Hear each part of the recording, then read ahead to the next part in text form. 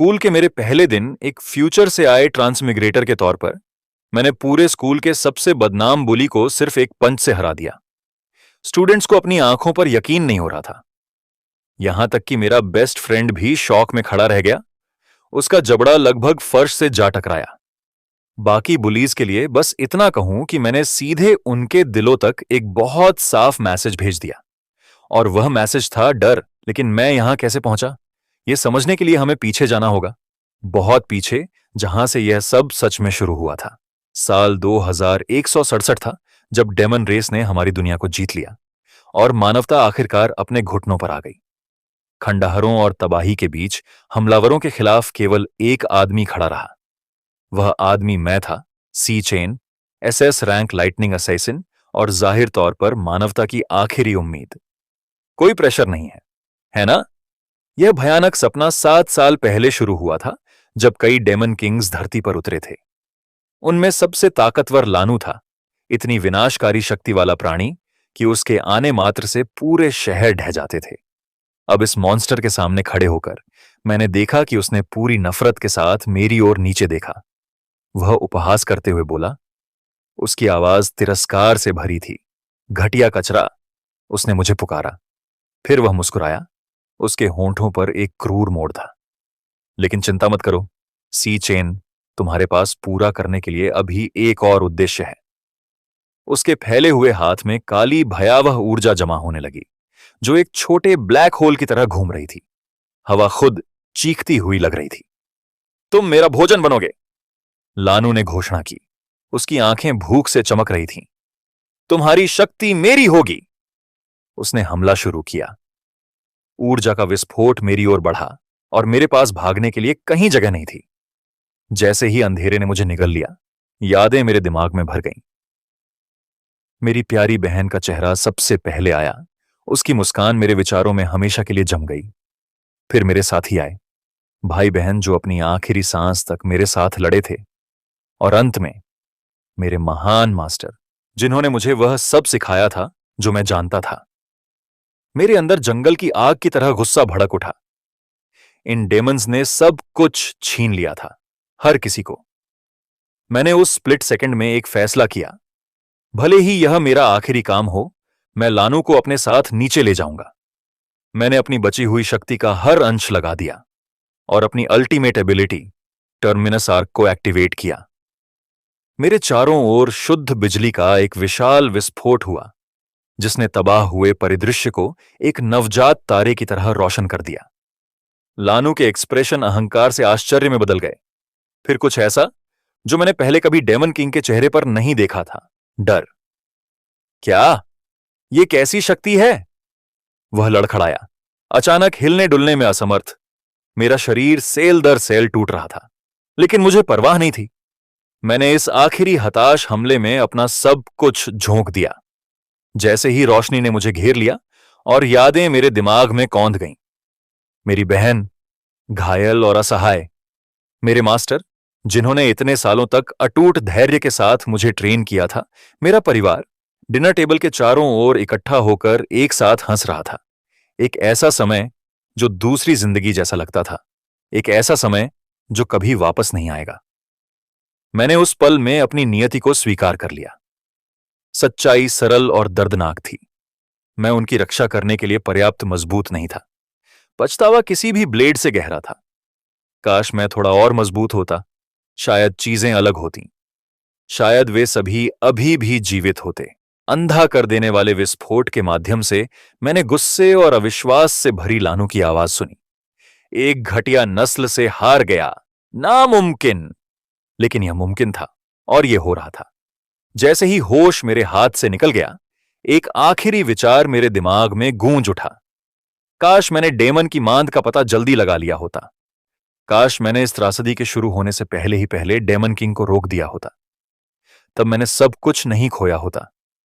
मैंने अपने जीवन की शुरुआत में ही उन सभी को नहीं खोया होता जिन्हें मैं प्यार करता था। काश मैं शुरू से ही और मजबूत होता। और तभी सब कुछ बदल गया। रोशनी गायब हो गई। मैंने धीरे से पलकें झपकाईं। मेरी आंखें ऊपर एक हल्की चमक के साथ एडजस्ट हो रही थीं। एक लाइट फिक्सचर छत से लगा हुआ, एक साधारण मामूली लाइट फिक्सचर। मैं लेटा हुआ था, उसे ऊपर देख रहा था, पूरी तरह से सुन्न। मेरा दिमाग जो देख रहा था उसके साथ तालमेल बिठाने के लिए संघर्ष कर रहा था। युद्ध का मैदान कहां था? लानू कहां था? मैं झटके से उठ बैठा। मेरा दिल जोर जोर से धड़क रहा था। मैं जीवित था, किसी तरह असंभव रूप से। मैं अभी भी जीवित था, लेकिन उससे भी ज्यादा भ्रमित करने वाली बात यह थी कि मैं एक बिस्तर पर था। एक छोटे साधारण कमरे में एक साधारण साफ बिस्तर, इसमें से कुछ भी समझ नहीं आ रहा था। मैंने अपने पैर किनारे से नीचे किए और खड़ा हो गया। मेरा शरीर अजीब, बहुत हल्का और बहुत साबुत महसूस हो रहा था। मैं जवाबों की तलाश में खिड़की की ओर गया। उस कांच के माध्यम से मैंने जो देखा उसने मेरी सांसें रोक दी। स्कूल की डिस्पेंसरी। मैं एक कदम पीछे लड़खड़ाया। मेरा दिमाग घूम रहा था। यह असंभव था। दुनिया तबाह हो गई थी। मैंने इसे अपनी आंखों से देखा था। शहर राख में बदल गए थे। मानवता बिखरी हुई और टूटी हुई थी। फिर भी यहां मैं था, शानदार स्कूल की इमारतों को देख रहा था। स्टूडेंट संवरे हुए लॉन में चल रहे थे। सब कुछ पूरी तरह से सही सलामत। मैंने खुद को सांस लेने के लिए, सोचने के लिए, जो मेरी आंखें मुझे बता रही थीं, उसे स्वीकार करने के लिए मजबूर किया। मैं समय में पीछे चला गया था, ठीक 10 साल पीछे, अपने कॉलेज के दिनों में। अचानक मेरे सिर में एक अजीब आवाज गूंजी, जैसे फुसफुसाहट के साथ मिली हुई स्टैटिक। फिर मेरी आंखों के सामने पतली हवा से एक मैसेज प्रकट हुआ। Power of gluttony, integration complete. मैंने उसे देखकर पलक झपकाई, फिर पास की एक स्क्रीन पर नजर डाली जो तारीख दिखा रही थी, 16 मई 2157। मेरे हाथ कांप रहे थे। यह सच था। मैं वास्तव में 10 साल पीछे अतीत में चला गया था, इससे पहले कि सब कुछ बर्बाद हो जाता। विशेष रूप से मैं डेमन किंग्स के आने से 3 साल पहले पहुंच गया था। रैत से 3 साल पहले, जो उनमें से पहला और सबसे भयानक था, जो डेमन क्षेत्र के गेट्स को खोल देता और हमारी दुनिया पर अनगिनत आतंक फैला देता। रैत ही चाबी था। वही था जिसने इस सब की शुरुआत की थी, जिसने उन शापित फाटकों को खोला और आक्रमण शुरू होने दिया। वही कारण था कि मैंने अपना परिवार, अपने दोस्त, अपने मास्टर, सब कुछ खो दिया। मैंने अपने हाथों की ओर देखा, जवान, बेदाग, क्षमता से भरपूर। मेरे चेहरे पर एक गंभीर मुस्कान आ गई। इस बार अलग होगा। अगर मैं रैत को उन फाटकों को खोलने से पहले हरा सका, तो मैं आक्रमण को पूरी तरह से रोक सकता हूं। मैं सब कुछ बदल सकता हूं, सबको बचा सकता हूं। मैसेज फिर से प्रकट हुआ, इस बार अधिक जोर देते हुए। Power of gluttony, integration complete. मैं उस फ्लोटिंग इंटरफेस पर झल्लाया। यह चीज क्या थी? जब से मैं सोकर उठा था, यह मेरे सामने मंडरा रही थी, किसी जिद्दी भूत की तरह मेरी नजर का पीछा कर रही थी। सावधानी से मैंने हाथ बढ़ाकर चमकती स्क्रीन को छुआ। जैसे ही मेरी उंगलियों का संपर्क हुआ, यह बाहर की ओर फट गया। मेरी नजरों के सामने डेटा की बाढ़ आ गई। स्टेट्स, नंबर, व्यवस्थित पंक्तियों और कॉलमों में गिरती जानकारी। जो कुछ भी डिस्प्ले पर था, उसे पढ़कर मेरा जबड़ा गिर गया। स्टेटस स्क्रीन, नाम Xi Chen, level 100, class lightning assassin attributes expanded. मैंने पहले कभी ऐसा कुछ नहीं देखा था। अपने पिछले जीवन में मैंने बस अपनी जागृत शक्ति का उपयोग किया था। हर किसी के लिए यह इसी तरह काम करता था। आप अपनी क्लास में जागते हैं और ट्रेनिंग और कॉम्बैट के माध्यम से इसे इस्तेमाल करना सीखते हैं। वे दिन की तरह साफ थे।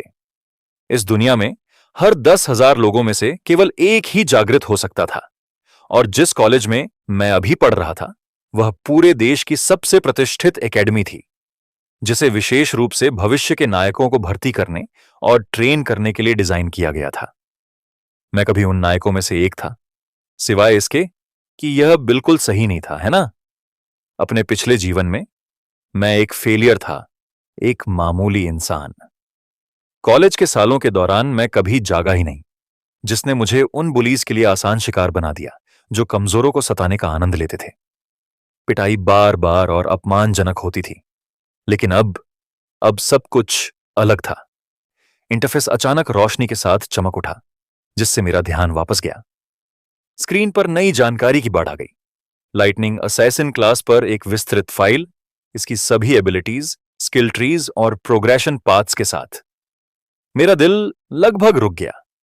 ये वही क्लास थी जो मेरे पिछले जीवन में मेरे पास थी, वह जिसे मैं सब कुछ खो देने के सालों बाद बहुत देर से जागृत कर पाया था। क्या मुझे भविष्य से अपनी ताकत विरासत में मिली थी? क्या इसका मतलब यह था कि मैं इस बार जल्दी जाग गया था? मैंने अपनी उंगलियों को मोड़ा, उनके बीच छोटी चिंगारियों को नाचते हुए देखा। मेरे होंठों पर एक मुस्कान आ गई। मुझे इसे टेस्ट करने की जरूरत थी कि मैं वास्तव में क्या करने में सक्षम था, लेकिन इससे पहले कि मैं कुछ कर पाता, मैंने कदमों की आहट तेजी से पास आते सुनी। दरवाजा तेजी से खुला। सी चेन, तुम जाग गए। एक लड़का अंदर आया। उसका चेहरा चिंता और राहत से भरा था। मालोंग, एक ई रैंक फ्लावर एन्चांटर, मेरे बिस्तर के पास पहुंचा। उसकी आंखें घबराहट में मुझे स्कैन कर रही थीं। क्या तुम ठीक हो? तुम कैसा महसूस कर रहे हो? मैं ठीक हूं, मैंने उसे भरोसा दिलाया। अभी भी अपनी विजन में तैरते इंटरफेस को देख रहा था।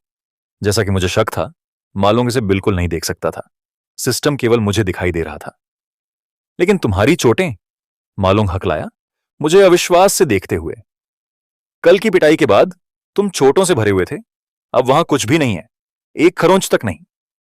सही, बुलीज। वह एक जीवन भर पहले की बात महसूस हुई, और एक तरह से थी भी। मालोंग कॉलेज में मेरा रूममेट था, और उसे अब देखना जीवित, स्वस्थ, उस अंधेरे भविष्य से पूरी तरह अनजान जो उसका इंतजार कर रहा था। मेरे पिछले जीवन में वह मर गया था। मैंने डेमंस को हमारे कैंपस को चीरते हुए देखा था, और मालोंग पहली कैजुअल्टीज में से एक था। लेकिन यहां वह मेरे सामने खड़ा था, बिल्कुल जीवित। सोकर उठने के बाद पहली बार मुझे वास्तव में विश्वास हुआ, मैंने वाकई समय में पीछे यात्रा की थी। ओह, मालोंग ने अचानक अपनी उंगलियां चटकाईं। उसकी आंखें चौड़ी हो गईं। रैंकिंग टेस्ट, ये कल है, हमें तैयारी करनी होगी, चलो। उसने मेरा हाथ पकड़ा और मेरे विरोध करने से पहले ही मुझे डिस्पेंसरी से बाहर खींच लिया। यह टेस्ट हमारे ग्रेजुएशन असेसमेंट के लिए बहुत महत्वपूर्ण है, हम इसे खराब नहीं कर सकते। बाहर कॉलेज का विशाल आंगन हमारे सामने फैला हुआ था, हलचल से भरा हुआ। छात्र हर जगह थे। कुछ कॉम्बैट टेक्निक्स की प्रैक्टिस कर रहे थे, अन्य छोटे समूहों में अपनी शक्तियों को ट्रेन कर रहे थे। मैंने एक लड़की को पानी को जटिल आकृतियों में बदलते देखा, जबकि उसकी सहेली ने रोशनी की ढाल बना ली थी। पास ही एक ग्रुप बास्केटबॉल खेल रहा था। उनकी हंसी पूरे मैदान में गूंज रही थी। बहुत समय हो गया है, मैंने बड़बड़ाया, जब से मैंने इतने सारे जीवित लोगों को देखा है। मालोंग ने मेरी टिप्पणी से घबराकर सजेस्ट करता है कि वे बस कोर्टयार्ड के चारों ओर वॉक करें। जैसे ही वे चलते हैं, हमारा प्रोटैगनिस्ट डीप थॉट में गिर जाता है। वह रिफ्लेक्ट करता है कि कैसे उसने पहले ही एक बार सब कुछ खो दिया था। सी चैन जानता है कि अगर वह कुछ नहीं करता तो वही होपलेस फ्यूचर खुद को फिर से रिपीट करेगा। अगर वह कुछ नहीं करता तो फ्यूचर बस खुद को रिपीट करेगा। यह रियलाइज करते हुए सी चैन डिसाइड करता है कि उसे इमीडिएटली एक्ट करना चाहिए। उसे जितना हो सके उतनी तेजी से स्ट्रॉन्गर ग्रो होने की जरूरत है। हालांकि वहां एक सीरियस प्रॉब्लम है। लेवल अप करने का एकमात्र तरीका डेमन लेयर्स में मॉन्स्टर्स का शिकार करना है, और वे एरियाज पूरी तरह से मेजर गिल्ड्स द्वारा मोनोपोलाइज्ड हैं। उसके जैसे आउटसाइडर्स के पास एक्सेस पाने का कोई चांस नहीं है। फिर भी सी चैन वंडर करने लगता है कि अपने करंट स्टैट्स के साथ वह अभी कितना स्ट्रांग है।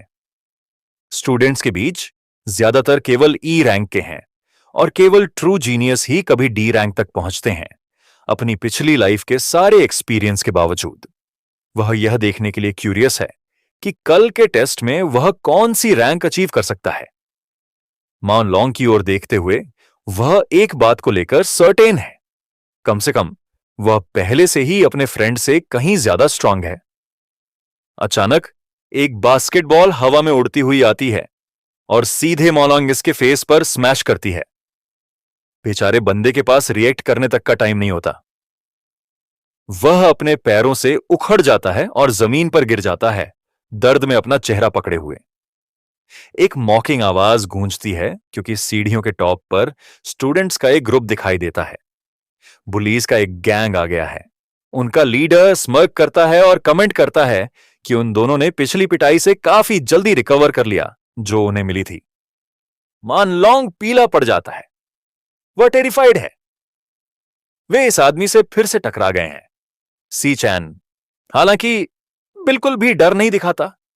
वह शांति से आगे बढ़ता है और ग्रुप का हेड ऑन सामना करता है। बुलीमान लॉन्ग को देखता है और फेक एडमिरेशन के साथ रिमार्क करता है कि वे दोनों सरप्राइजिंगली टफ हैं। फिर एक एरोगेंट स्मर्क पहनकर वह पूछता है कि वे उसके क्रू के लिए ड्रिंक्स क्यों नहीं लाए। मान लॉन्ग इमीडिएटली पैनिक करता है।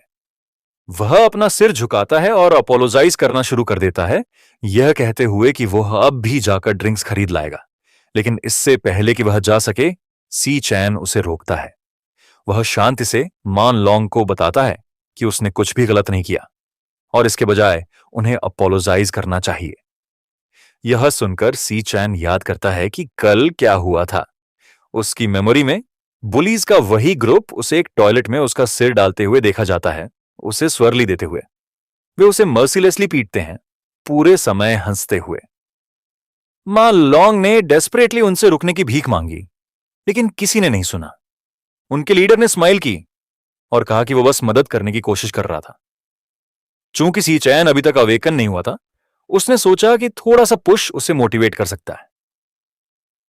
ग्रुप हंसी में फूट पड़ा, क्लियरली उसकी सफरिंग को एंजॉय करते हुए।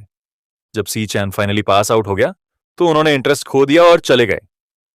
मान लॉन्ग उसके पास भागा था, उसे हिलाते हुए और उसका नाम पुकारते हुए टेरिफाइड था, क्योंकि उसका दोस्त फ्लोर पर अनकॉन्शियस पड़ा था। तब सी चैन ने वंडर किया था कि वे लोग उन्हें कभी अकेला क्यों नहीं छोड़ेंगे। प्रेजेंट में लौटते हुए उसे कुछ इंपॉर्टेंट रियलाइज होता है।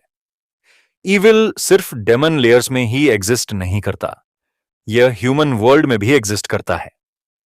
बुली सी चैन के डिफरेंट रिस्पॉन्स से एक्साइटेड हो जाता है, चौड़े से मुस्कुराते हुए। वह अपने दोस्तों को बताता है कि ऐसा लगता है कि वे आज कुछ और फन करने वाले हैं। वह अपना क्वेश्चन रिपीट करता है, यह डिमांड करते हुए कि वे उसके और उसके बडीज के लिए ड्रिंक्स क्यों नहीं लाए। मान लॉन्ग फिर से अपोलोजाइज करने की कोशिश करता है, इमीडिएटली ड्रिंक्स खरीदने जाने का ऑफर देते हुए। एक बार फिर सी चैन उसे रोकता है। वह अपने फ्रेंड को फर्मली बताता है कि उनके पास अपोलोजाइज करने के लिए कुछ भी नहीं है। बुली कंफ्यूज्ड दिखता है, क्लियरली यह नहीं समझ पा रहा कि सी चैन का क्या मतलब है। मान लॉन्ग भी अपने दोस्त के अचानक आए कॉन्फिडेंस से चौंक जाता है और चुपचाप उससे पूछता है कि वह क्या कह रहा है। उस मोमेंट पर गोंगचेंग, एक ई रैंक फ्लावर वॉरियर, आगे बढ़ता है। वह एक स्मग एक्सप्रेशन के साथ धीरे धीरे उनकी ओर चलता है। सी चैन उसके साथ आंखें मिलाता है, डर का एक भी अंश नहीं दिखाता। वह मजबूती से खड़ा रहता है, आगे जो भी आए उसके लिए तैयार। वह सच जानता है। गोंगकुन केवल इसीलिए इतना एरोगेंट एक्ट करता है क्योंकि उसका बड़ा भाई काउंसिल प्रेसिडेंट है।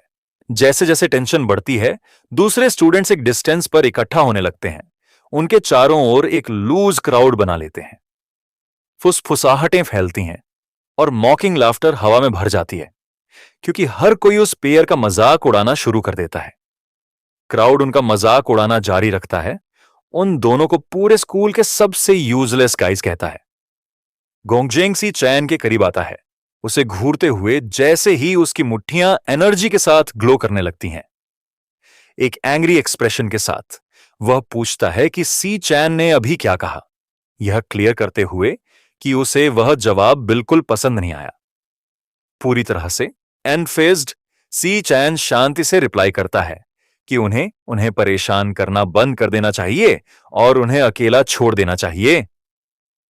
अनॉयड गोंगचेंग स्नीयर करता है और कहता है कि सी चैन को अपना लेसन सीखने के लिए क्लियरली एक और बीट डाउन की जरूरत है। बिना किसी वार्निंग के वह आगे झपटता है और अपनी पूरी स्ट्रेंथ का यूज करते हुए सीधे सी चैन के फेस पर एक पंच मारता है। हर किसी के शौक के लिए सी चैन एफर्टलेसली पंच को डॉज करता है और इमीडिएटली गोंगचेंग के आर्म पर स्ट्राइक करता है। साइडलाइन से देख रहे स्टूडेंट स्टन्ड हैं। वे विश्वास नहीं कर सकते कि उन्होंने अब भी अपने सामने क्या होते देखा। यहां तक कि मान लॉन्ग भी डिसबिलीफ में है। सी चैन ने न केवल अटैक को ब्लॉक किया, बल्कि जहां तक कोई जानता था वह अभी तक अवेकन भी नहीं हुआ था। गोंगचेंग गुस्से से फट पड़ता है।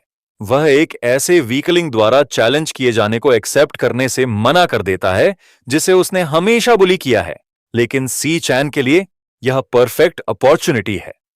वह अपनी न्यूली गेन्ड पावर को यहीं टेस्ट करने का डिसाइड करता है। उस मोमेंट में क्लास चेंज कंप्लीट होती है और सी चैन ऑफिशियली एक लेवल 1 इलेक्ट्रिक असैसिन बन जाता है। लाइटनिंग उसकी बॉडी के चारों ओर क्रैकल करने लगती है। मान लॉन्ग शॉक में हकलाता है, यह पूछते हुए कि सी चैन कब अवेकन हुआ, लेकिन सी चैन क्वेश्चन को पूरी तरह से इग्नोर कर देता है। उसकी आंखें गोंगचेंग पर टिकी रहती हैं। उसकी निगाहें कोल्ड और अनशेकन हैं। फ्यूरियस गोंगचेंग अपना इंडेस्ट्रक्टिबल डेमन आर्मर एक्टिवेट करता है और चिल्लाते हुए आगे बढ़ता है कि वह सी चैन को अपना किलर पंच एक बार फिर टेस्ट कराएगा। इस बार हालांकि सी चैन पीछे नहीं हटता। लाइटनिंग में कवर्ड वह अटैक का हेड ऑन सामना करने के लिए आगे बढ़ता है। एक स्विफ्ट मोशन में सी चैन सीधे गोंगचेंग के फेस पर एक पावरफुल पंच डिलीवर करता है। इंपैक्ट ओवरवेलमिंग है। गोंगचेंग स्कूल कोर्टयार्ड के पार उड़ता हुआ भेजा जाता है। कहीं दूर जाकर क्रैश होता है। हर किसी का जबड़ा गिर जाता है। कोई भी विश्वास नहीं कर सकता कि सी चैन ने गोंगचेंग को एक ही पंच से उड़ता हुआ भेज दिया। जमीन पर लेटे हुए बुली जोर जोर से कर्ज करता है और सी चैन पर एक स्नीक अटैक यूज करने का एक्यूज लगाता है। वह फिर अपने दोस्तों पर चिल्लाता है, यह पूछते हुए कि क्या वे बस वहां खड़े होकर देखने वाले हैं। लेकिन गोंगचेंग का दोस्त डर के मारे जम गया है। एक सेंटेंस तक बनाने में अनेबल है। सी चैन वहां लाइटनिंग से घिरा खड़ा है। उसकी आंखें ग्लो कर रही हैं। बिल्कुल टेरिफाइंग लग रहा है। अभी भी हार मानने को तैयार नहीं।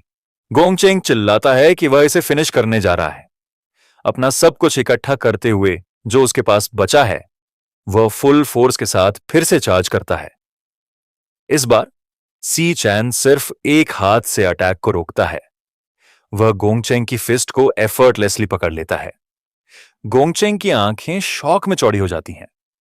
उसे विश्वास नहीं होता कि उसका पंच इतनी आसानी से रोक दिया गया। उसकी ओर कोल्डली नीचे देखते हुए सी चैन उसे बताता है कि वे बस बहुत कमजोर हैं।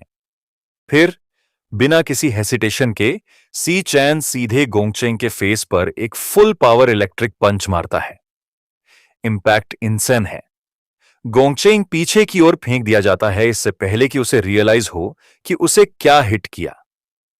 वह हवा में कई मीटर तक उड़ता है इससे पहले कि वह वायलेंटली जमीन में क्रैश हो जाए, अपने नीचे के कंक्रीट को क्रैक करते हुए। बस उस सिंगल ब्लो के साथ फाइट ओवर हो गई है। बुली जमीन पर एक टूटे हुए ढेर में पड़ा है, पूरी तरह से डिफीटेड।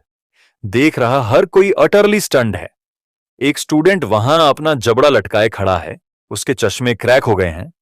वह जो उसने अभी विटनेस किया उसे कॉम्प्रिहेंड करने में अनेबल है। वे सब वंडर करते हैं कि सी चैन इतना अनबिलीवेबल स्ट्रॉन्ग कैसे बन गया। इस बीच सी चैन शांति से अपनी स्टेटस स्क्रीन को देखता है और कुछ कंक्लूजन पर पहुंचता है। सबसे पहले उसे रियलाइज होता है कि वह जब चाहे इलेक्ट्रिक असासिन क्लास में स्विच कर सकता है। दूसरा, वह कुछ और भी शॉकिंग समझता है।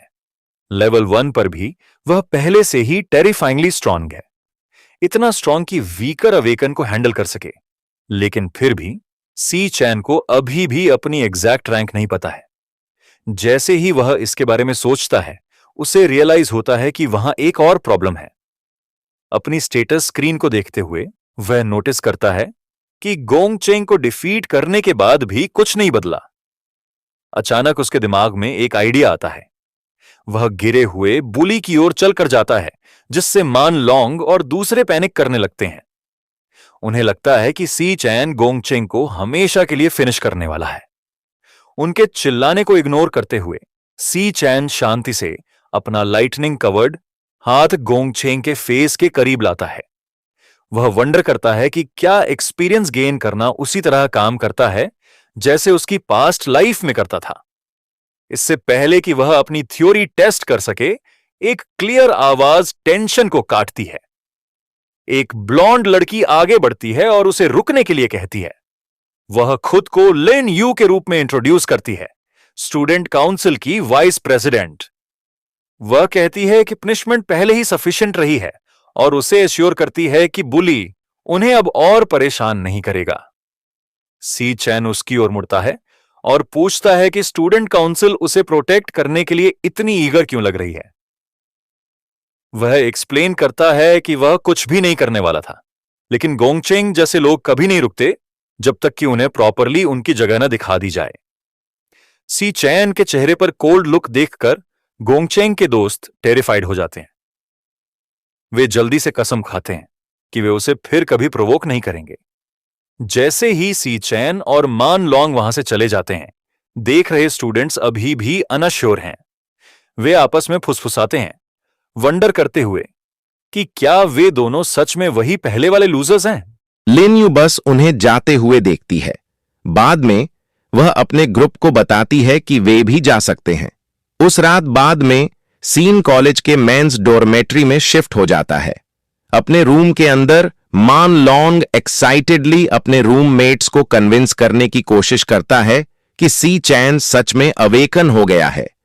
वह उन्हें पैशनेटली बताता है कि कैसे सी चैन ने गोंगचेंग और उसके लोगों के साथ फ्लोर को पूरी तरह से वाइप कर दिया था। मान लोंग की यह बात सुनकर क्सियांगजुओ, रैंक ई, कोर मेज, इस कहानी का मजाक उड़ाता है और पूछता है कि सी चैन अब कहां है। वह कहता है कि यह मानना रेडिकुलस है कि कोई इतना स्ट्रांग होने के बाद भी रनिंग जैसी बेसिक फिजिकल ट्रेनिंग करने की जरूरत समझेगा। शान यूयू नाम की एक फ्लावर एन्चेंटर एग्री करती है और कहती है कि मान लोंग का सिर जरूर कहीं टकरा गया है। आखिरकार उन चारों को एक ही डॉर्म में रखा गया था क्योंकि उन्हें साल के सबसे खराब स्टूडेंट्स का लेबल दिया गया था। एक्सियांगजुओ अचानक भड़क जाता है और कहता है कि वह केवल चौथा सबसे खराब है, जो टेक्निकली उसे उस रूम में नंबर 1 बनाता है। वह गर्व से डींग मारता है कि केवल उसके पास कॉम्बैट क्लास है, जबकि बाकी सभी सिर्फ सपोर्ट टाइप्स हैं। शू आगे कहता है कि सी चैन एक लाइटनिंग असैसिन होने के लिए बहुत कमजोर है। फिर वह सबको याद दिलाता है कि कल फाइनल रैंकिंग टेस्ट है और तब सब कुछ साफ हो जाएगा। वह टेस्ट तय करेगा कि उनमें से असल में सबसे स्ट्रांग कौन है। इसी बीच एक ई रैंक ट्रेनिंग लेयर के अंदर एक विशाल ज्वाला चारों ओर रोशनी कर देती है। एक उग्र पोर्टल खुलता है और थोड़े दाग लगे कपड्ढों में एक अच्छे कपड़े पहने हुए आदमी बाहर निकलता है। यह गोंगटिंग है, स्टूडेंट काउंसिल प्रेसिडेंट और गोंगचेंग का बड़ा भाई। एक ठंडी निगाह के साथ गोंगटिंग अपने ग्रुप से कहता है कि आज की ट्रेनिंग खत्म हो गई है और उन्हें जाने का ऑर्डर देता है। दूर जाने से पहले वह अपने एक फॉलोअर पर तिरस्कार भरी नजर डालता है। कुछ ही देर बाद गोंगटिंग को उसका छोटा भाई इंतजार करते हुए मिलता है, जो पट्टियों और चोटों से ढका हुआ है। गोंगचेन शिकायत करता है कि जब तक उसका भाई शांति से उसका बदला नहीं ले लेता, तब तक वह सो नहीं पाएगा। गोंगटिंग जवाब देता है कि उसे मैसेज मिल गया है और वह इसका ख्याल रखेगा। वह अपने भाई को भरोसा दिलाता है कि वह जल्द से जल्द स्थिति को सुलझा लेगा। बाद में गोंगटिंग लिन यू के साथ डिनर के लिए बैठता है।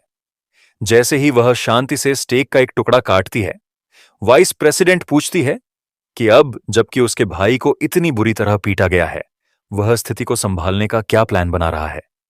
गोंगटिंग यह पूछकर जवाब देता है कि क्या वह लड़का सच में उतना स्ट्रांग है जितना उसका भाई दावा करता है। लिन यू समझाना शुरू करती है कि पूरे स्कूल में 10 से भी कम लोग डी रैंक तक पहुंचे हैं और गोंगटिंग ने उनमें से हर एक को पहले ही भर्ती कर लिया है। वह आगे कहती है कि बाकी स्टूडेंट्स के पास डेमन लेयर्स तक पहुंच नहीं है, जिसका मतलब है कि उनके पास आगे सुधार करने का कोई रास्ता नहीं है। इसी बीच कैंपस के बाहर सी चैन अपनी डेली ट्रेनिंग के हिस्से के रूप में बारिश में दौड़ रहा है। उसका शरीर 100 किलोग्राम वजन से दबा हुआ है, फिर भी वह हर दिन 20 किलोमीटर की दूरी दौड़ता है। इस तरह की बेसिक ट्रेनिंग उसके फिजिकल शरीर को मजबूत करती है, जो किसी भी पावरफुल अवेकंड के लिए बिल्कुल जरूरी है। फिर भी सी चैन गहराई से जानता है कि कोशिश का यह लेवल अभी भी काफी नहीं है। जैसे ही उसके चारों ओर बारिश बरसती है, यादें फिर से ताजा हो जाती हैं। उसे साल 2160 याद आता है, जिस दिन क्रोध का डेमन किंग दुनिया पर उतरा था। उसी दिन उसकी इकलौती बची हुई फैमिली, उसकी बहन, उस मॉन्स्टर द्वारा उससे छीन ली गई थी। क्रोध ही वह था जिसने डेमन रियल्म के गेट्स खोले थे, जिससे अनगिनत डेमन्स को अर्थ पर आक्रमण करने की परमिशन मिली। उस एक पल ने सब कुछ की शुरुआत को मार्क किया। इस वजह से सी चैन अपना पहला और सबसे इंपॉर्टेंट गोल जानता है। उसे क्रोध को रोकना होगा। यदि वह क्रोध के डेमन किंग को खत्म कर सकता है, वह गेट्स को कभी भी खुलने से रोक सकता है। क्रोध उसके बाद हुई सारी तबाही का सोर्स है। क्रोध के आने में केवल 3 साल बचे हैं और सी चैन को खुद डेमन किंग से भी ज्यादा तेज और स्ट्रांग बनना होगा। अचानक बारिश के बीच में उसकी जेब में उसका फोन वाइब्रेट होने लांजा है। वह उसे बाहर निकालता है और फ्रीज हो जाता है। यह उसकी बहन की कॉल है। स्क्रीन पर नाम देखकर उसका दिल कांप उठता है।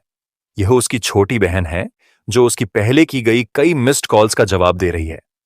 कांपते हाथों से सी चैन जवाब देता है। जिस पल वह उसकी आवाज सुनता है, उसके अंदर सब कुछ टाइट हो जाता है। लाइन के दूसरे छोर पर उसकी बहन खुशी खुशी समझाती है कि एक कंपटीशन के दौरान उसका फोन मर गया था। वह एक्साइटमेंट में उसे बताती है कि अगर वह जीत गई तो उनके रेंट की प्रॉब्लम फाइनली सॉल्व हो जाएगी। सी चैन को याद आता है कि कैसे उस बर्बाद फ्यूचर में उसने एक दूसरे मौके के लिए अंतहीन प्रार्थना की थी।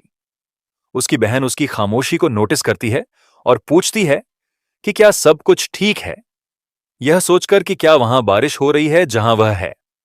बारिश में आंसू मिलाते हुए सी चैन उससे कहता है कि यह कुछ भी नहीं है, कि सब कुछ ठीक है। वह बस इतना कहता है कि उसकी आवाज सुने हुए बहुत समय हो गया है, भले ही वह नहीं समझती कि उसके कहने का असल मतलब क्या है। कॉल खत्म होने के बाद सी चैन एक संक्षिप्त पल के लिए रुकता है। वह अब इसे जानता है। सब कुछ सच में फिर से शुरू हो गया है और इस बार वह फेल नहीं होगा। रिन्यूड डिटर्मिनेशन के साथ वह बारिश में दौड़ना जारी रखता है। कोई फर्क नहीं पड़ता कि क्या कीमत चुकानी पड़े, वह स्ट्रांग बनेगा। वह उन लोगों की रक्षा करेगा जिन्हें वह प्यार करता है और उस दुनिया की जिसे उसने लगभग हमेशा के लिए खो दिया था। बाद में डॉर्मेट्री में वापस आकर सी चैन शावर लेता है और धीरे धीरे अपने युवा शरीर में एडजस्ट होता है जो अनटैप्ड पोटेंशियल से भरा है।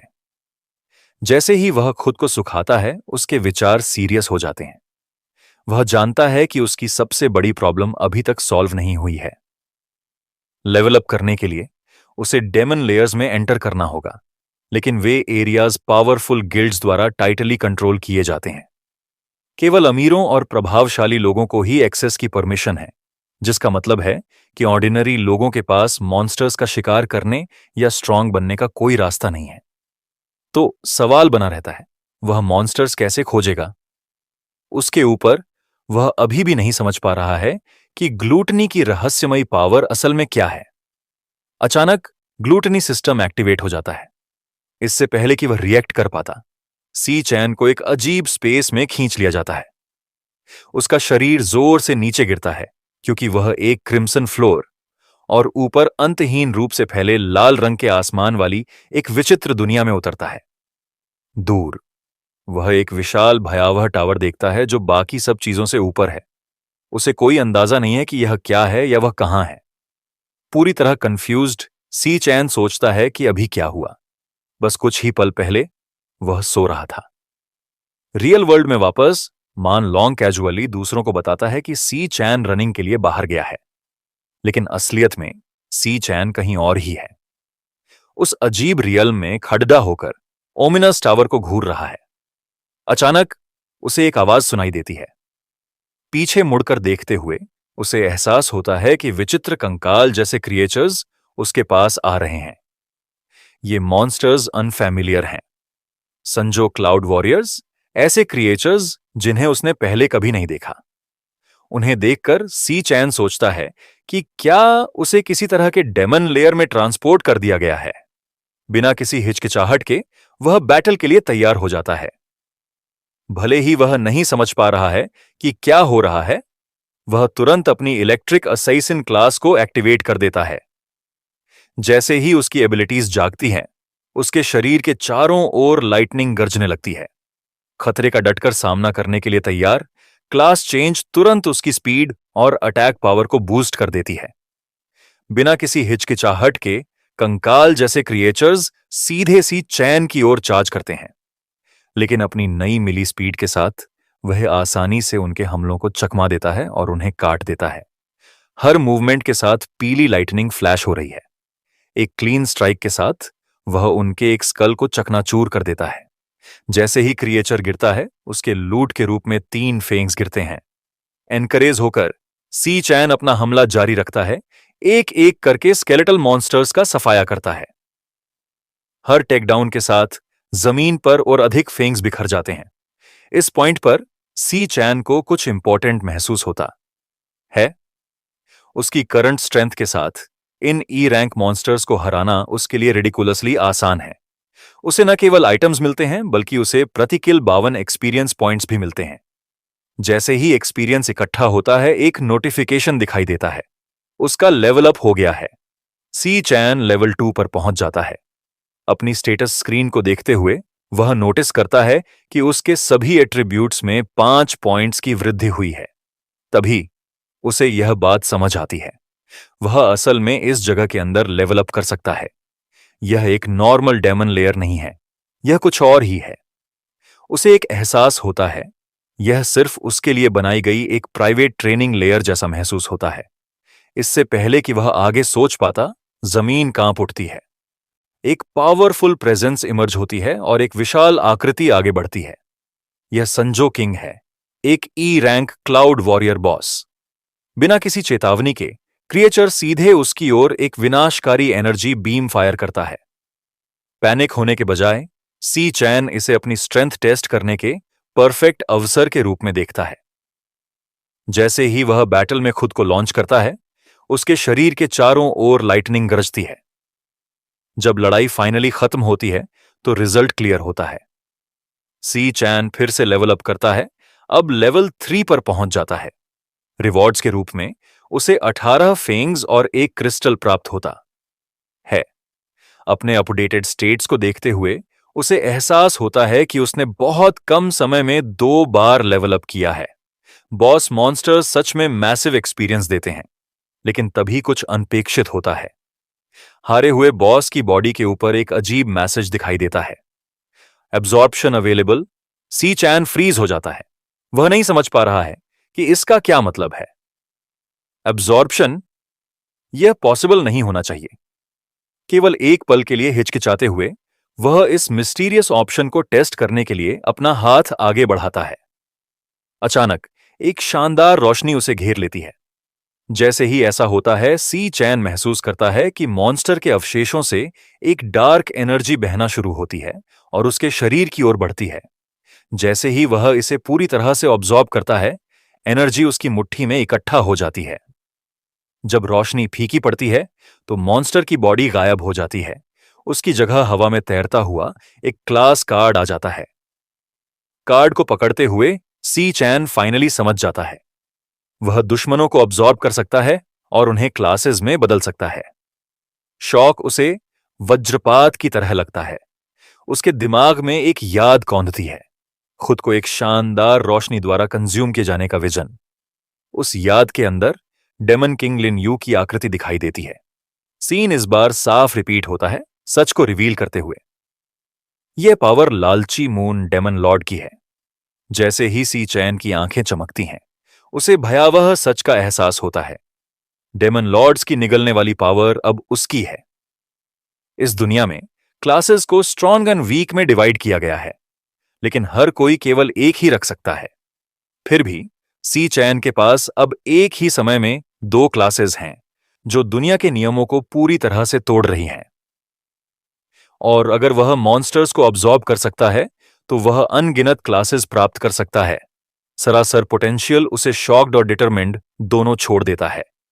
लेकिन फिर भी सवाल बने हुए हैं, उसने इतनी एब्सर्ड पावर कैसे हासिल की? और इससे भी महत्वपूर्ण बात यह है कि उसके सामने खड़ा वह डेमोनिक टावर वास्तव में क्या है। अचानक ऊपर से एक क्रशिंग प्रेशर नीचे आता है, हवा को विकृत कर देता है और उसके चारों ओर सब कुछ दबा देता है। सी चैन अकड़ जाता है, मुश्किल से सांस ले पा रहा है। उसे नहीं पता कि इस अजीब जगह पर क्या हो रहा है। फिर स्पेस में एक आवाज गूंजती है। यह उसे ग्रीट करती है, यह कहते हुए कि वह आखिरकार आ गया है और यह उसका इंतजार कर रही थी। परछाइयों से एक लॉर्ड जैसी आकृति धीरे धीरे निकलती है। वह बीइंग सी चैन को नाम से पुकारती है, यह रिवील करते हुए कि वह पहले से ही जानती है कि वह कौन है। इस दुनिया में अवेकेंड बीइंग्स को सरकार द्वारा ई से एस तक रैंक किया गया है, सबसे कमजोर से सबसे मजबूत तक। इससे पहले कि सी चैन रिएक्ट कर पाता, उसे अचानक एक सरप्राइज अटैक द्वारा उड़ा दिया जाता है और वह जमीन पर जोर से गिरता है। वह अपने दांत पीसता है। अपने पिछले जीवन में एस रैंक तक पहुंचने के लिए उसने अपना सब कुछ लगा दिया था और तब भी वह अनगिनत बार मरते मरते बचा था। अब वह बमुश्किल एक डी रैंक है और मामले को बदतर बनाने के लिए उसके सामने खड़ी बीइंग क्लियरली उसके करंट लेवल से बहुत परे है। उसके सामने खड़ी बीइंग एक एस रैंक है। इसकी पावर सी चैन की वर्तमान क्षमता से कहीं ज्यादा है। खुद को संभालते हुए सी चैन लड़ने के लिए तैयार होता है। वह समझ नहीं पा रहा है कि किस तरह की जगह में एस रैंक मॉन्स्टर होगा और न ही यह रहस्यमयी बीइंग उसका नाम कैसे जानती है। वे बार बार टकराते हैं। वे दर्जनों वॉर एक्सचेंज करते हैं, लेकिन हर एक्सचेंज के साथ सी चैन सच से पेनफुली अवेयर हो जाता है। लॉर्ड उसे कई बार मार सकता था, इसके बजाय हर स्ट्राइक जानबूझकर उसके वाइटल पॉइंट्स से बचती है, उसे बार बार दूर फेंकती है, जैसे कि ओवरवेलमिंग सुपीरियोरिटी डेमोन्स्ट्रेट कर रही हो। अंत में लॉर्ड एक विनाशकारी प्रहार करता है, जिससे सी चैन आसानी से उड़ जाता है। धीरे धीरे उठते हुए वह पस्त और चोटिल है। सी चैन उस क्रिएचर को बोलते हुए सुनता है। वह पूछता है कि क्या वह उसकी इच्छा का विरोध करना जारी रखेगा। उस पल में सी चैन को कुछ भयानक एहसास होता है। मॉन्स्टर उसे मारना नहीं चाहता, वह उसे वश में करना चाहता है। लॉर्ड फिर अपना ऑफर देता है। वह सी चैन से कहता है कि वह यहीं रहे और उसके सबोर्डिनेट के रूप में टावर की रक्षा करे। बिना किसी हिचकिचाहट के सी चैन मना कर देता है।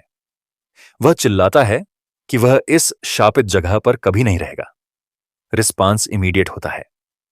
डार्क एनर्जी की एक बीम आगे बढ़ती है और सीधे उसके सीने के आर पार हो जाती है। सी चैन की आंखें सदमे में चौड़ी हो जाती हैं। उसके मुंह से खून निकलता है और वह गिर जाता है। यह विश्वास नहीं कर पाता कि अभी क्या हुआ। लॉर्ड ठंडेपन से समझाता है कि वह केवल इसलिए धैर्यवान था क्योंकि सी चैन ही इकलौता था जो कभी भी इतनी दूर तक पहुंच पाया था। कुछ ही पलों बाद एक भयानक ताकत सी चैन के शरीर के चारों ओर लिपट जाती है और उसे बेबस करके हवा में ऊपर उठा देती है। जैसे ही डिमन लॉर्ड अपनी पूरी पावर का इस्तेमाल करता है, चारों तरफ डार्क एनर्जी फैल जाती है। आखिरी बार वो उसे चुनने के लिए कहता है, या तो वो रुक जाए या फिर उसे धूल में मिला दिया जाएगा। सी चैन के शरीर के आसपास बिजली तेजी से कड़कने लगती है। मौत के करीब होने के बाद भी उसकी आंखों में पक्का इरादा दिख रहा है। वो ऐलान करता है कि उसके पास सिर्फ एक ही चॉइस है। फिर वो चिल्लाते हुए आगे बढ़ता है कि उसका फैसला डिमन लॉर्ड को हराना है।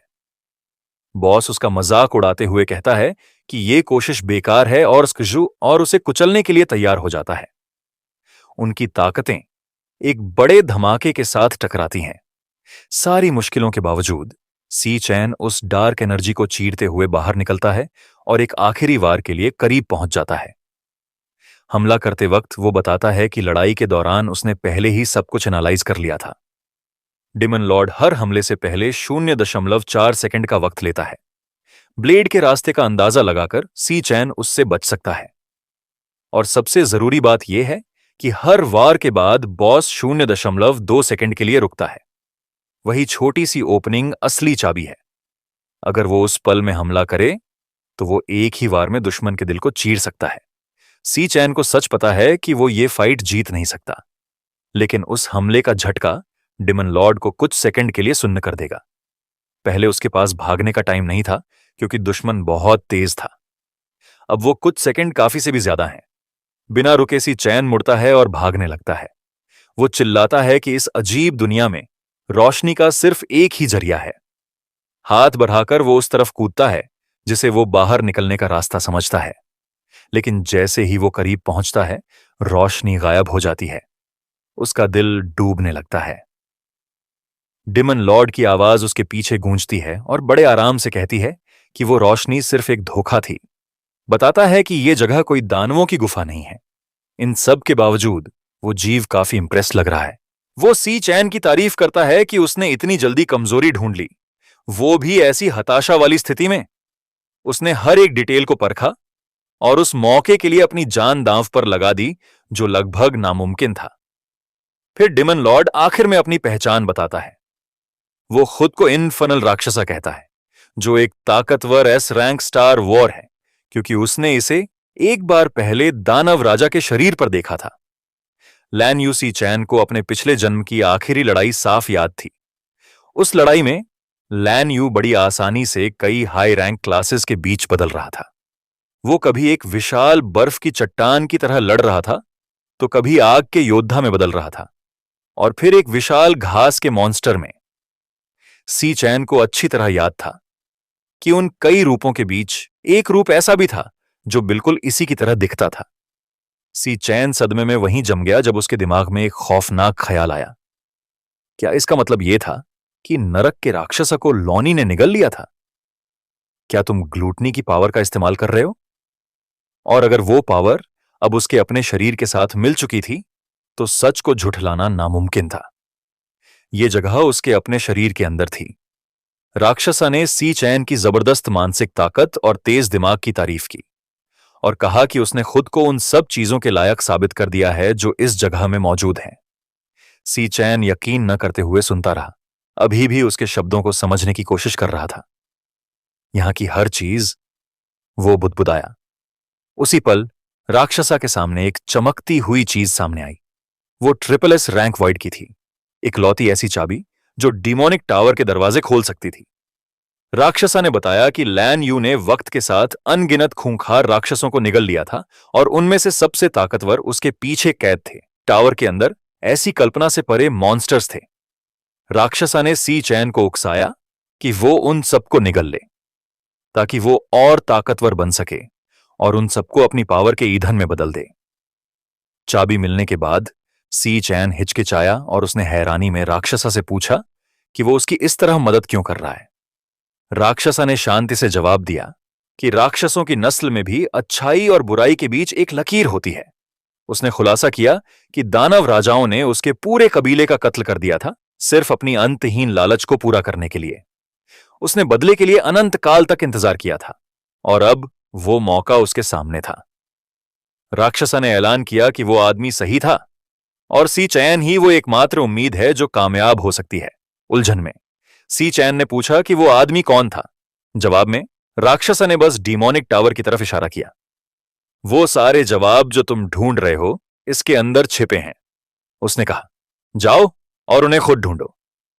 अचानक राक्षसा का शरीर एक शानदार आसमानी नीली एनर्जी के साथ चमकने लगा। उसने अपनी पावर सी चैन को दे दी और उससे कहा कि इसे ले लो और अपने दुश्मनों को इसकी कीमत चुकाने पर मजबूर कर दो। सी चैन को अपनी कानों पर यकीन नहीं हो रहा था और वो हिचकिचाया, ये सोचते हुए कि क्या उसे वाकई ऐसी पावर स्वीकार करनी चाहिए। राक्षसा जोश में दहाड़ा और उसे आदेश दिया कि वो अजेय बन जाए। उसने सी चैन से कहा कि डिमोनिक टावर के दरवाजे खोलो और इसके अंदर की हर चीज को निगल जाओ। हालांकि उसने उसे चेतावनी भी दी कि अंदर कैद राक्षस उससे कहीं ज्यादा चालाक और भयानक हैं।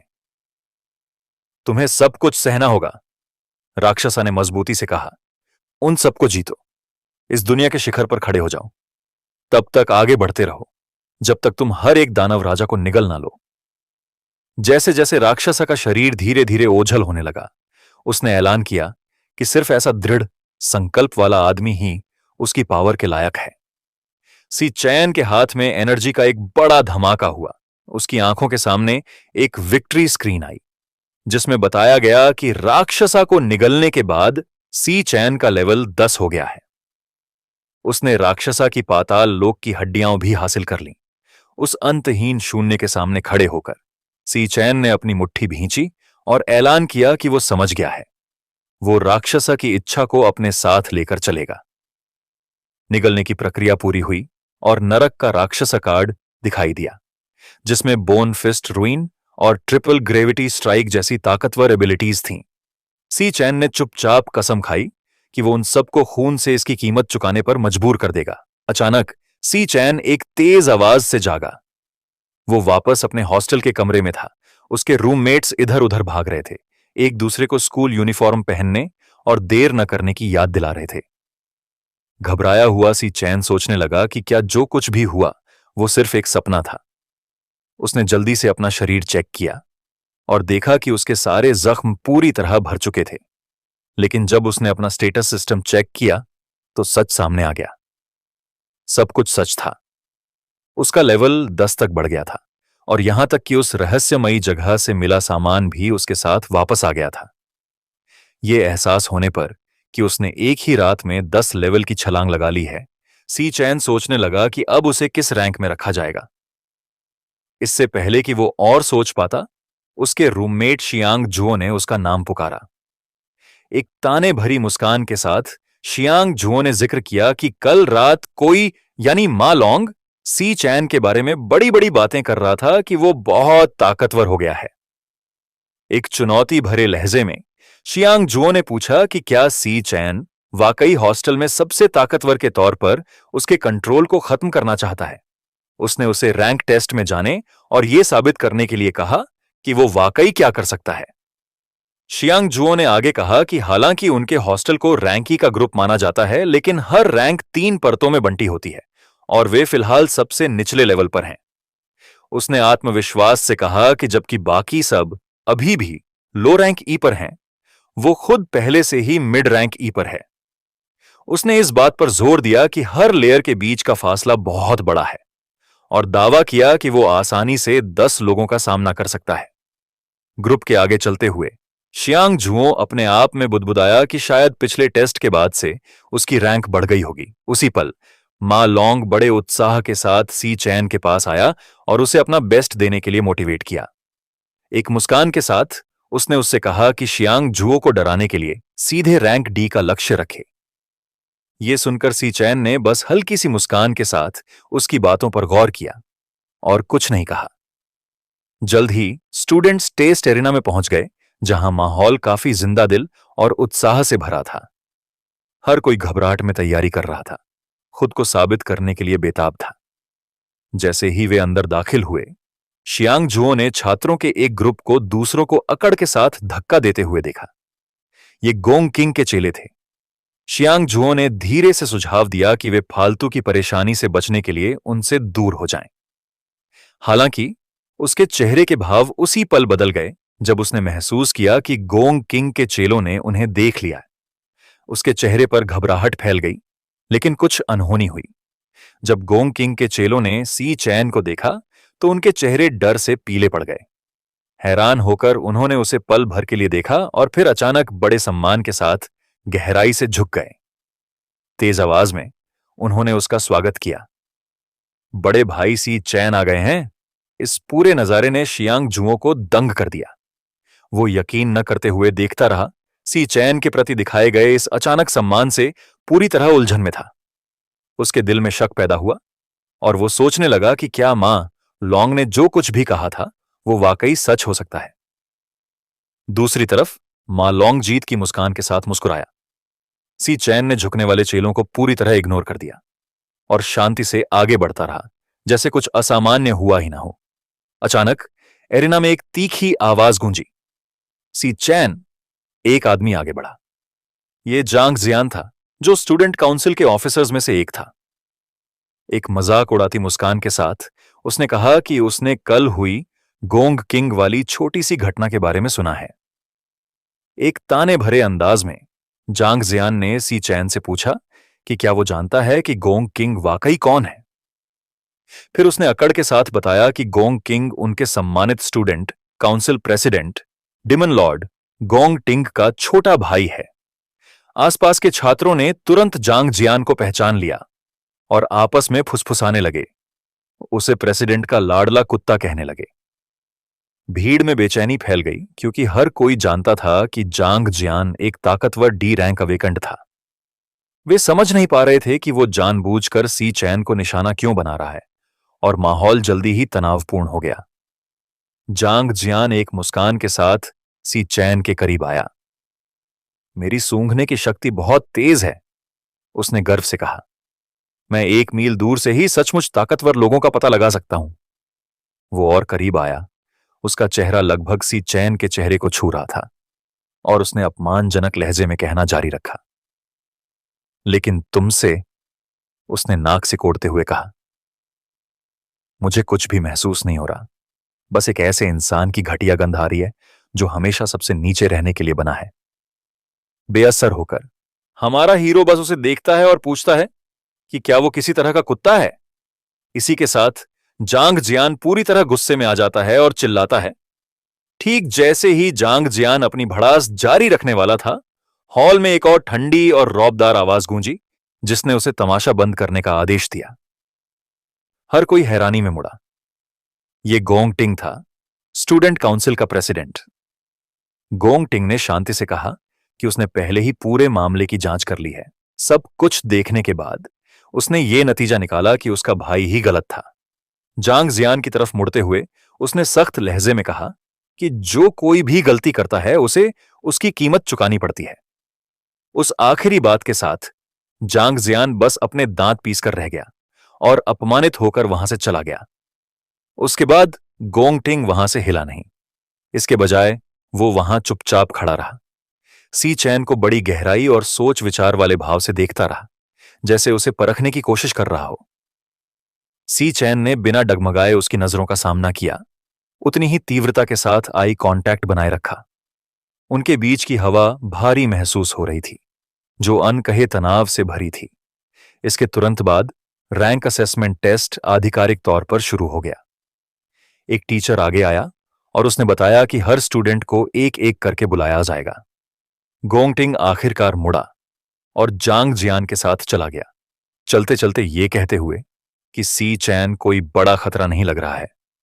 हॉल की तरफ खुलने वाली एक ऊंची खिड़की से एक रहस्यमयी सुनहरे बालों वाली महिला ये सब देख रही थी। उसके पास खड़े किसी शख्स ने पूछा कि वो यहां क्यों है और क्या उसे कोई ऐसा स्टूडेंट मिला है जो ध्यान देने लायक हो। एक हल्की मुस्कान के साथ उसने जवाब दिया कि यह टेस्ट देखना बहुत दिलचस्प होने वाला है। 1 घंटे बाद असेसमेंट आखिरकार शुरू हुए। अगला नाम शियांग जो का पुकारा गया। एक दृढ़ निश्चय वाले भाव के साथ वो आगे बढ़ा, हर किसी के सामने अपनी असली ताकत दिखाने के लिए पूरी तरह तैयार। हर टेस्ट को व्यक्तिगत रूप से एक ट्रेनिंग डिमन लेयर के अंदर लिया जाना था। चैम्बर के अंदर एक डिमोनिक हार्ट था, जो एक खास डिवाइस है जो स्टूडेंट की एनर्जी को सोखने और उसका विश्लेषण करने में सक्षम है। अवेकंड को अपनी पूरी ताकत सीधे उसके सामने छोड़नी थी। शियांग जो ने एक गहरी सांस ली और डिमोनिक हार्ट की तरफ एक ही जोरदार धमाके में अपनी पूरी ताकत झोंक दी। हार्ट ने एनर्जी सोख ली और डेटा को केबल्स के जरिए एक बाहरी मशीन तक पहुंचाया। कुछ ही पलों बाद मशीन ने जानकारी को प्रोसेस किया और रिजल्ट स्क्रीन पर आ गया। शियांग जुओ मिड रैंक तक पहुंच गया था। टीचर ने रिजल्ट की पुष्टि की, लेकिन थोड़ा माथा सिकोड़ा, यह देखते हुए कि एक और डेटा अभी तक दिखाई नहीं दिया था। मा लॉन्ग साफ तौर पर घबरा गया और फुसफुसाया कि यह टेस्ट का असली आकर्षण था। मौजूदा रैंक के अलावा सिस्टम किसी स्टूडेंट की अधिकतम क्षमता को भी माप सकता था। दूसरा रिजल्ट जल्द ही सामने आया, सी रैंक पोटेंशियल। हालांकि इसे प्रभावशाली माना गया, लेकिन शियांग जुओ को गहरा दुख हुआ। पूरे 2 साल बाद भी उसकी ताकत में कोई सुधार नहीं हुआ था। उसने डी रैंक तक पहुंचने की उम्मीद की थी। भारी मन के साथ उसने टेस्टिंग एरिया छोड़ दिया। जैसे ही अगले छात्रों को बुलाया गया, उसके दोस्तों ने उसे यह कहकर तसल्ली देने की कोशिश की कि वे तो और भी कमजोर हैं। बदकिस्मती से यह सच साबित हुआ। शियांगयू और मा लॉन्ग दोनों ही सिर्फ लोई रैंक तक पहुंच पाए। फिर अचानक स्क्रीन पर एक नया रिजल्ट चमक उठा। तीनों दोस्त सदमे में जम गए। हर किसी की हैरानी के बीच साल का पहला डी रैंक दिखाई दिया, जिससे पूरे हॉल में शोर मच गया। हर तरफ से तालियां गूंज उठीं। कुछ ही समय बाद एक और स्टूडेंट डी रैंक तक पहुंचा, लेकिन और भी भयानक ए रैंक पोटेंशियल के साथ। ये देखकर तीनों दोस्त पूरी तरह टूट गए। अब तक दिन का 8वां डी रैंक आ चुका था। टीचर्स हैरान थे। आमतौर पर पूरे साल में सिर्फ 2 या 3 स्टूडेंट ही डी रैंक तक पहुंचते थे। ज्यादातर टेस्ट पूरे होने के साथ टीचर आखिरी स्टूडेंट के नाम का ऐलान करने के लिए तैयार हुआ। जैसे ही नाम पुकारा गया, हॉल में सन्नाटा छा गया। गोंगटिंग। भीड़ तुरंत उत्साह से भर गई। आखिरकार यह स्टूडेंट काउंसिल प्रेसिडेंट था और इंपीरियल गिल्ड का छोटा वारिस भी। लोगों ने अनगिनत उपाधियां चिल्लाईं। उसे चुना हुआ इंसान कहा, जबकि हमारा हीरो दूर से चुपचाप सब देख रहा था। कई लोग फुसफुसा रहे थे कि गोंगटिंग 2 साल पहले ही डी रैंक पर था और अब सोच रहे थे कि उसने कितनी तरक्की कर ली है। टेस्टिंग चैम्बर के अंदर डिमोनिक हार्ट धड़कने लगा जैसे ही गोंगटिंग करीब आया। शांत और आत्मविश्वास के साथ उसने अपना हाथ आगे बढ़ाया। अपने दिमाग में उसने अपनी पावर का एक हिस्सा रोक कर रखने का फैसला किया ताकि बाद में कुछ और भी बड़ा दिखा सके। फिर भी उसे यकीन था कि उसकी मौजूदा ताकत उसे स्कूल के इतिहास में नंबर 1 बना देगी। मशीन ने डेटा प्रोसेस करना शुरू कर दिया। अचानक टीचर की आंखें सदमे से फटी रह गईं। स्क्रीन पर दिखाई देने वाली एनर्जी का रंग बाकी सभी से बिल्कुल अलग था। कुछ ही पलों बाद आखिरी रिजल्ट सामने आया। High D rank, S rank potential. पूरे हॉल में हंगामा मच गया। किसी को भी हाई डी रैंक की उम्मीद नहीं थी। एस रैंक पोटेंशियल की बात तो दूर की थी। भीड़ अविश्वास में चिल्लाने लगी। वे जो देख रहे थे उसे समझ नहीं पा रहे थे। जांग जियान और उसके दोस्त सुन्न खड़े थे। उनके चेहरे पीले पड़ गए थे जैसे ही उन्होंने स्क्रीन को देखा। भीड़ जश्न मनाने लगी, पूरे जोर से चिल्लाते हुए कि गोंगटिंग स्कूल के इतिहास में ऐसा रिजल्ट पाने वाला पहला छात्र है। मां लॉन्ग का मुंह खुला का खुला रह गया जब उसे एहसास हुआ कि उन्होंने अभी अपनी आंखों के सामने इतिहास बनते देखा है। टीचर्स ने जल्दी से रिजल्ट की पुष्टि की और तुरंत इस उपलब्धि की रिपोर्ट अपने सीनियर को देने का फैसला किया। पूरा हॉल पागल हो गया क्योंकि एस रैंक पोटेंशियल वाला अवेकंड एक बहुत ही दुर्लभ खजाना था जिसे सीधे राज्य द्वारा सुरक्षा दी जाती थी। इसके अलावा इंपीरियल गिल्ड के लीडर का बेटा होने के नाते गोंगटिंग की यह उपलब्धि नेशनल न्यूज बनना तय था। दूर से उस रहस्यमयी जोड़ी ने चुपचाप इस हंगामे को देखा। उन्होंने कोवा ने कहा कि इस साल का टेस्ट असामान्य संख्या में टैलेंटेड लोगों को सामने ला रहा है।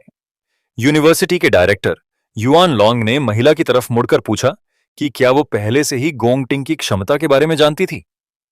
उसने शांति से अपना सिर हिलाया और जवाब दिया कि वो नहीं जानती थी।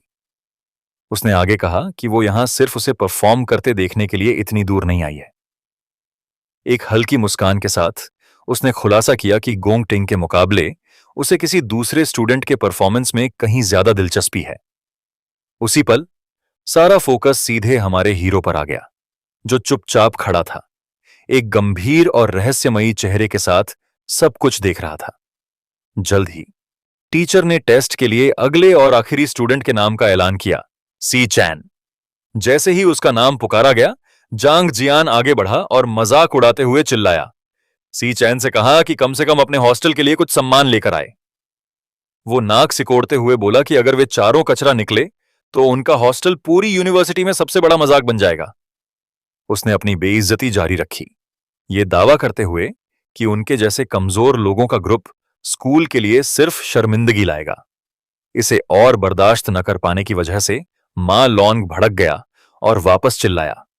उस बेवकूफ से कहा कि बस इंतजार करे और रिजल्ट देखे। अपनी पूरी ताकत के साथ मां लॉन्ग चिल्लाया कि सी चैन सबका दिमाग हिला देने वाला है। बढ़ते तनाव को देखकर शियांगयू और बाकी लोग घबरा गए। उन्हें समझ नहीं आ रहा था कि क्या होने वाला है। टेस्टिंग लेयर के अंदर सी चैन अपनी जगह पर पहुंचा और खुद को तैयार किया। बूथ के अंदर डिमोनिक हार्ट धीरे से धड़क रहा था, उसकी एनर्जी को मापने के लिए तैयार। वहां खड़े होकर सी चैन हकीकत के बारे में सोचने लगा। एक अवेकंड के भविष्य के लिए एकमात्र असली रास्ता एक हाई रैंकिंग गिल्ड में शामिल होना था, और उन गिल्ड्स का ध्यान खींचने का इकलौता तरीका ग्रेजुएशन कॉम्बैट असेसमेंट था। जो स्क्वाड पहला स्थान हासिल करेगा उसके सभी मेंबर्स को ताकतवर इंपीरियल गिल्ड द्वारा भर्ती किया जाएगा। इसका मतलब था कि यह मौजूदा टेस्ट सिर्फ स्टूडेंट्स की रैंकिंग के बारे में नहीं था, इसका मकसद बहुत बड़ा था। इस बीच चैम्बर के बाहर जांग जियान ने येन लिन को गोंगटिंग के ग्रुप से मिलवाया, जो हाल ही में भर्ती हुआ एक डी रैंक था। उसने आत्मविश्वास से डींगे मारी कि इस साल गोंगटिंग के साथ 9 डी रैंक होने की वजह से उनकी जीत पक्की है। इस टेस्ट का असली मकसद अब साफ था, आखिरी ग्रेजुएशन असेसमेंट के लिए सबसे ताकतवर लोगों को इकट्ठा करना। हालांकि जैसे जैसे मजबूत टीमें बनने लगीं, कमजोर लोगों की एक टीम भी आकार ले रही थी। मा लॉन्ग लगातार बेचैन हो रहा था। उसने सोचा कि सी चैन इतने समय से बूथ के अंदर क्यों है? वहां कोई हलचल नहीं थी और रिजल्ट स्क्रीन पूरी तरह खाली रही। कुछ अजीब लग रहा था। दूसरे स्टूडेंट्स उसका मजाक उड़ाने लगे, हंसते हुए कि सी चैन की पावर इतनी मामूली होगी कि मशीन उसे रजिस्टर भी नहीं कर पा रही है। उनमें से कुछ ने दिलचस्पी खोते हुए जाना शुरू कर दिया। जांग जियान हंसा और कहा कि जो कोई भी अभी भी इंतजार कर रहा है वो कचरा है। चूंकि उनका स्क्वाड पहले से ही फुल था, इसीलिए रुकने का कोई मतलब नहीं था। गोंगटिंग शांति से मान गया और उससे टीम के बाकी लोगों को बुलाने के लिए कहा ताकि वे आखिरकार जा सकें। लेकिन जैसे ही वे मुड़ने वाले थे, स्क्रीन अचानक चमक उठी। हर कोई जम गया।